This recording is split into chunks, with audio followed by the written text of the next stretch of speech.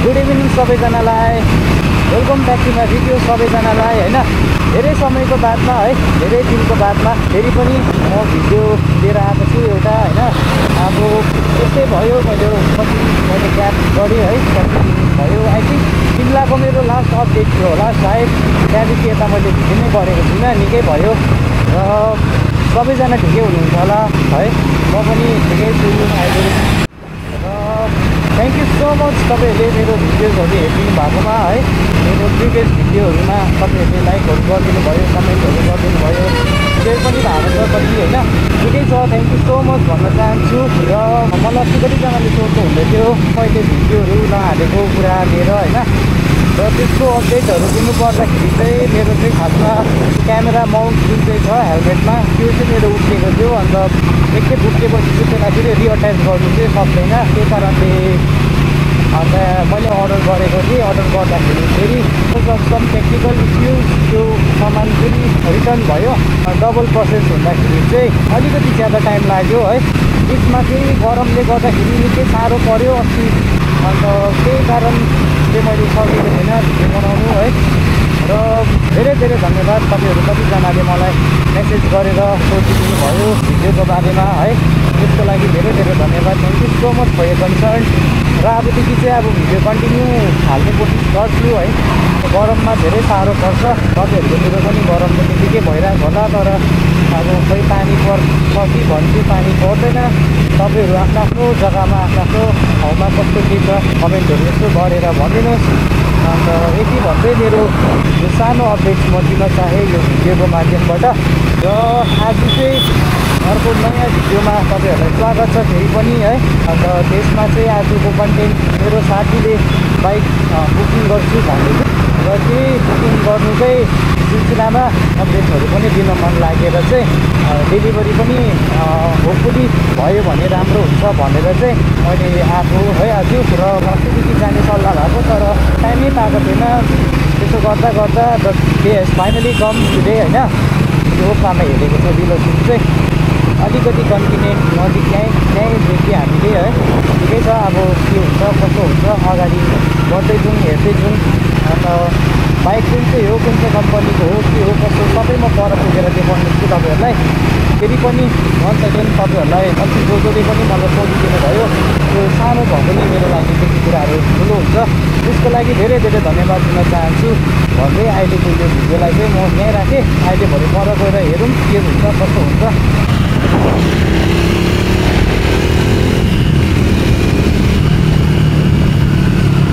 2,000 years later. So bike चाहिँ guess गर्नु होला तपाईँहरूले के हो भनेर हो।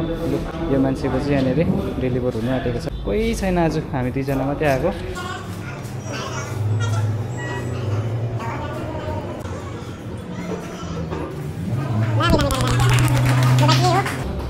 एक्सपल्स 210 दामी चाहिँ बाइक दामी रहेछ हो।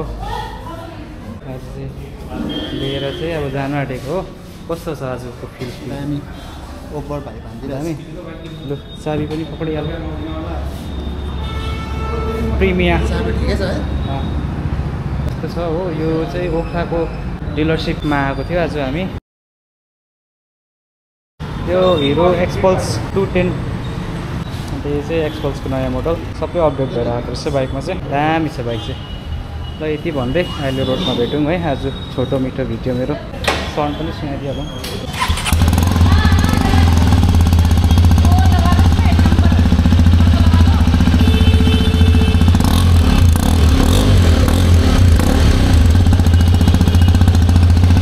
लो लगाऊ त, मेरोमा थियो फेरि फोन स्विच अफ भयो।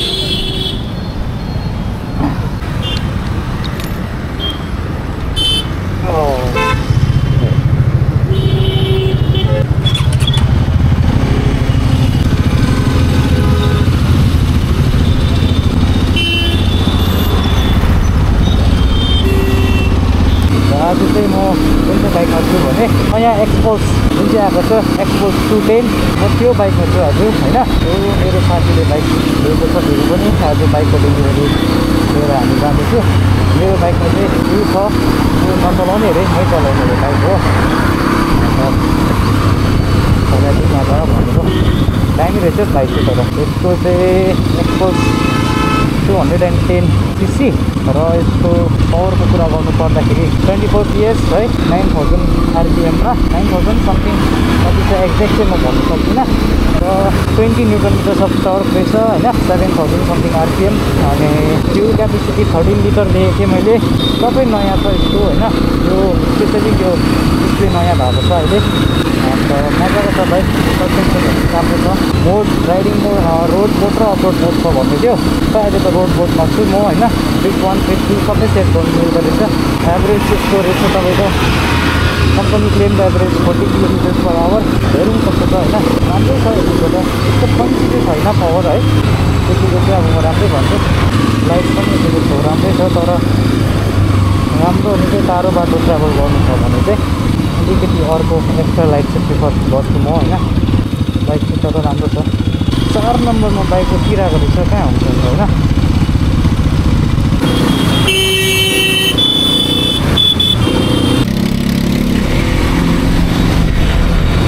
बाइक भनेको एकदमै निम्बल छ, इजी टु ह्यान्डल, सानो जग्गामा पनि होइन। एकदम राम्रो छ।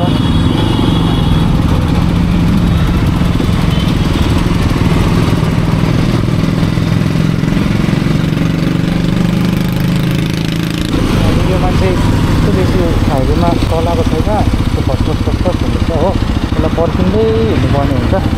त्यो कहाँ आउँदैछ कि जस्तो लाग्यो।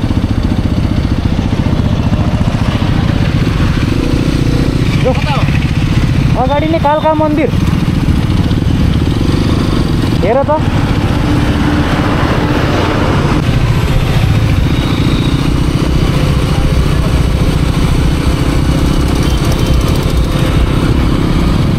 मेरो चाहिँ अलिकति घरमा माइक अहिले चाहिँ माइक पनि बिग्रिरहेको छ। मेरो अडियोको चाहिँ अलिकति प्रब्लम सक्छ है यो भिडियोमा चाहिँ। म अलिकति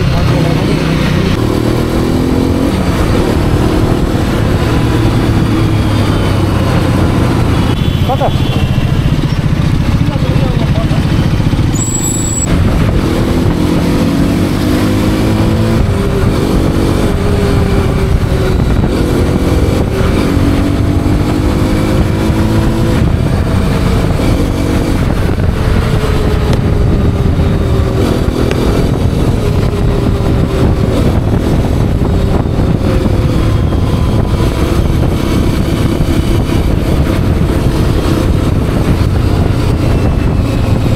भिडियोको म कस्तो डिटेल रिभ्यू पनि एउटा बनाउँछु भन्ने सोचिरहेको छु। त्यति बेला पनि हेरौँ है, कहिले हुन्छ म यस्तो डिटेल रिभ्यू बनाउने बेला चाहिँ।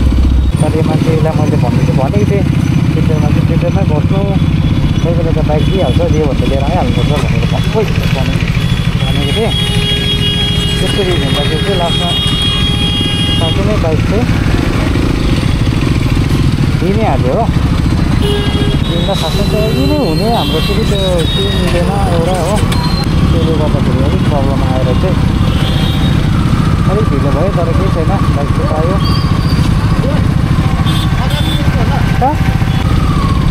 परबाट लेफ्ट कि राइट?